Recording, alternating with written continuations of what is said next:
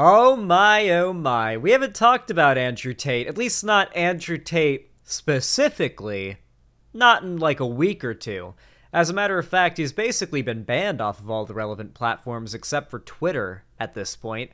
The only presence he really has online now are from like the clip channels that will post those Sigma Andrew Tate like short edits that are 60 seconds long in the YouTube Shorts algorithm and flood him into the algorithm that way. But his actual channel is pretty much non-existent outside of like, where does he even make content now? Cozy? Like Nick Fuentes's like platform, presumably? Like I don't even know where he would upload now. Like I assume he's banned off of TikTok. Regardless, Andrew Tate really is the perfect conservative, isn't he? He really does sort of kind of act as a figurehead for this current state, this current age of conservative demagoguery. I mean, think about it. Nothing that he says is true. I mean, it's all just shit he pulls out of his ass and says confidently enough that people believe it. Dumb people believe it. But he says it very assuredly. He knows he's right when he says it, even though he's completely wrong. And people feel that. And that projected confidence works on them. Because unfortunately, and I'm going to hit you guys with the real red pill here, a lot of young dudes online, they really want to feel like they discovered something new and secret, so they can feel like everything else they didn't discover supposedly themselves is stupid. I know. It's true. I know it sucks, but it's true. A lot of young dudes actively seek out a thing that can be their thing, they can feel like they discovered, and everything else that they didn't discover is stupid. And when it comes to politics, and politics becomes a large part of a lot of people's lives when they start to get into their teens, inevitably politics starts to just permeate your life in ways you may never expect. Right now, it is conservative propaganda that is most likely to appeal to those people. I mean, think about it. The types of people who are going to be appealed to by Andrew Tate, the average, like, dude online, not even, like, white dude, just the average dude who is young online, what do they feel? What do they think? They feel like they're a lot smarter than everybody else, and nobody is giving them credit for it. How often have you seen that very glaring and obvious fact in so many young, usually white dudes, but not just white dudes, like very, very common. It's all over the fucking place. This idea of, I'm so much smarter than everybody, but no one sees it. And everything that I figured everything out. I've figured out the truth and no one takes it seriously, right? The right and the conservative media sphere and the communities that are formed around it want you to feel like you've stumbled across the hidden truth.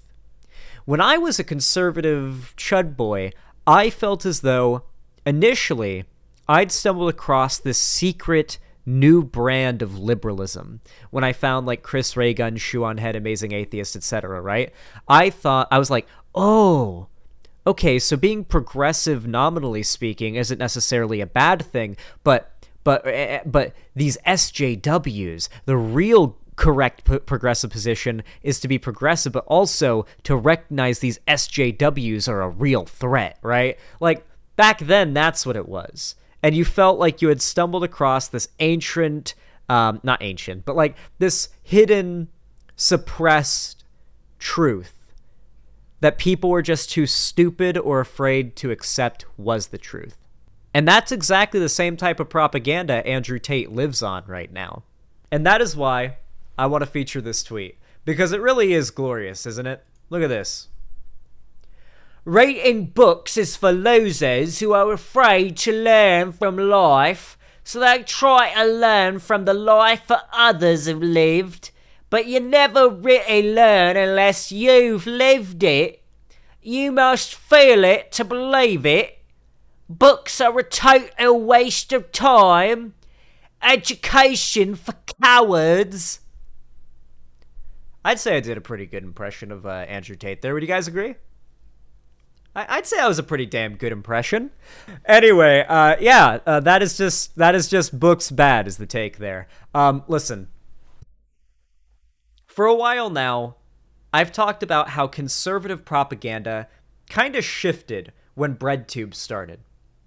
Pre-BreadTube, pre the left having a serious level of platforming online, the right's go-to argument was facts don't care about your feelings, the left can't win debates, prove me wrong, challenge me in a debate, marketplace of ideas, right?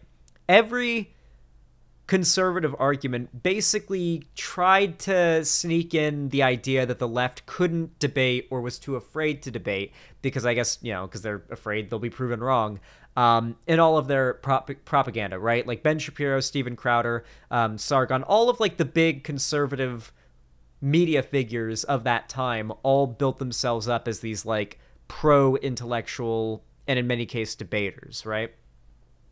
But then competent lefty debaters came along, people who aren't BuzzFeed liberal feminists and channels with infinitesimally small subcounts.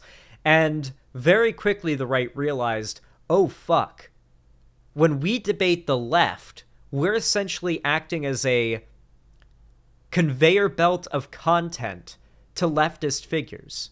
I mean, think about it. No conservatives of note really debate Vosh anymore, and when that was a thing, that was Vosh basically functioned for 2 years as just a machine that would take conservative media figures and churn out multi-100,000 view videos out of their debate where he'd crush them in said debate. It was a very obvious oh shit, we do not want to be debating the left anymore. We don't even want to be fronting like we should be debating the left anymore.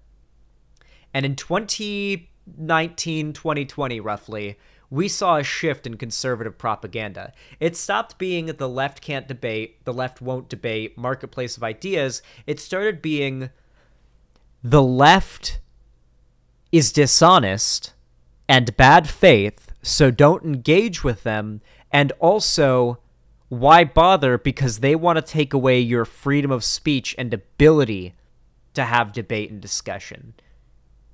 Basically, they dropped all pretenses of the left won't debate or the left is afraid of arguing, and essentially moved the goalpost for a whole new generation of Zoomers who would be radicalized by their propaganda, moved the goalpost to, okay, the left can debate, but, and yeah, they do have facts on their side. Sometimes they'll even grant that because you can bring up oh, look at the studies if you actually debate them, but now they've come up with a bunch of other excuses for why facts and data and studies are no longer valuable. You see, back in the day, Ben Shapiro and Steven Crowder and all these people, they would front like they had this briefcase of studies that backed up everything they believed. In reality, they have nothing.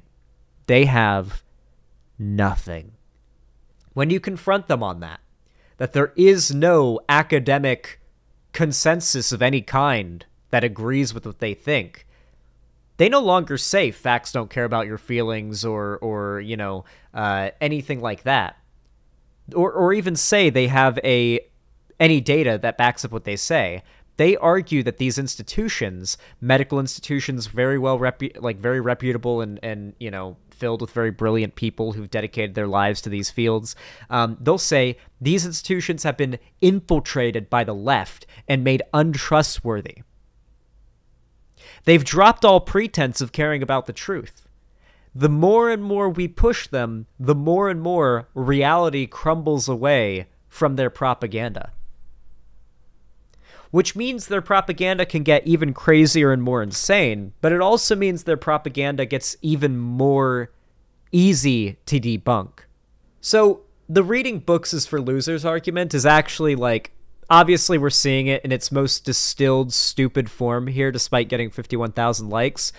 We are still seeing it in its most distilled, stupid form coming out of the mouth of Andrew Tate, or I guess from the fingers of Andrew Tate. But that basic sentiment is repeated by conservatives all the time. When you argue with a right-winger, hey, look at all this data and consensus that argues that sex and gender are different things and that trans people are valid, yada, yada, yada, don't they always tend to default to, well, Penis or vagina? Look at it with your eyes. Use your eyes. Use your common sense, How much of right-wing propaganda now no longer says facts or feelings, or facts against feelings, or facts over feelings, sorry, and instead says use your common sense. That's their go-to now. They went from caring about facts over feelings to common sense. Whatever common sense means. Because they can make common sense look like anything. The right will essentially mold a story to lead you to a conclusion that is beneficial to them, right? And tell you to use your common sense, your innate intuition, that you got a smart brain, use that smart brain of yours to come to the conclusion they want you to, with, points that are meant to lead you to a particular point, right? And so conservatives will make a video, for example, that'll be like, all right, everybody, we're going to be talking about the groomer problem again. So here we've got a video of a man in a dress reading probably some smut to some little kids. And honestly, if you zoom in on this kid's face, you can see that he looks pretty uncomfortable. Now, look at me and use your common sense and tell me that this isn't dangerous for kids. How many times have you heard conservatives say something approximating that? There was no argument there. I didn't make an argument there in favor of anything. I just heavily emotionally loaded and led the setup for what I was about to talk about to make it so that there was literally no reasonable conclusion a viewer who is uninformed could come to other than, oh my god, these trans groomers are a real problem. The well was poisoned before we even saw a picture of the person who's the supposed trans groomer. They ask that you use your common sense and your intuition, because common sense and intuition, unlike an active desire to seek out the truth, is very easy to fool and convince. Oh, you're correct. You know what's up. Don't even bother looking further into it. You are fully informed, and anybody who says otherwise is actually dumber than you and also should die. Anyway, obviously, I don't think I need to break down why the idea that your real life observations are not a good way of building your education. For one, the only reason humanity is where it is right now is because of built up generations of knowledge, right? If you took every human, right, like you can't just if you took the knowledge. I'm sorry, I'm trying to figure out how to explain this point. Where we are at technologically right now is because of generations, built-up generations of knowledge, that discoveries and inventions and books and, studies and just other collections of data, things that have been discovered, being archived in a way that future generations can basically learn what was discovered the hard way by previous generations in literal moments in a classroom. And then from there, you can start covering new ground. That is the entire idea behind science, right? If you take science classes in school, you'll learn about, say, a certain law of physics, for example. And you'll learn how it works, how it was discovered, but then you'll test it. You'll repeat experiments to test and see if it, happens for you too. And obviously if it's a law of physics, it will, and you test it and confirm. You basically peer review an already existing scientific law. From there, it is the goal of scientists to tread new ground and to use that same process of peer reviewing already existing theories or what have you to confirm and uncover new unknown information. You can't do that if everything you ever learn or educate yourself from is just what you see in front of you, where do you think we would be right now if that's how we did education? If we just took everybody on field trips, and that was just all education was, like a very basic surface level understanding of everything. How would counting or understanding math work? Andrew Tate fans love to make those TikToks where it's Andrew Tate running at the camera, and it's Andrew Tate when he sees you slacking instead of doing push-ups, and it's Andrew Tate, how is anybody going to know how to count the push-ups if they You know that numbers aren't like a physical entity that can exist in front of you. You gotta learn to count using sticks. Like, obviously, this is very fucking stupid. And just a glaring example of how the right requires a full destruction of any desire to learn or to educate people in order for their propaganda to work on people. Anyway, if you enjoyed this segment, please consider leaving a like. It really helps out the channel, my videos, my segments, my VODs, everything, really. A lot more than you guys realize. It forces YouTube to push it out to brand new people, which really does help out the channel. You can also comment down below for a very similar and additional effect. You can also subscribe and ring the bell icon so YouTube tells you when I go live or upload a new video, and follow my social medias, all linked down below in the description. You know, I got a I got a Twitter, Instagram, TikTok, fan Discord, and I got a Patreon, and I got a merch store. So if you want to get some Xander Hall merch for Christmas, go check that out. It's in the description. And of course, finally, if you want to support me financially and you've got the money for it, you can support me financially by donating, subscribing, or gifting a sub on my website, xanderhall.com/live, or supporting me financially through YouTube, Twitch, Streamlabs, Stream Elements, or Patreon. With all that said, thank you so much for watching, and have a good one.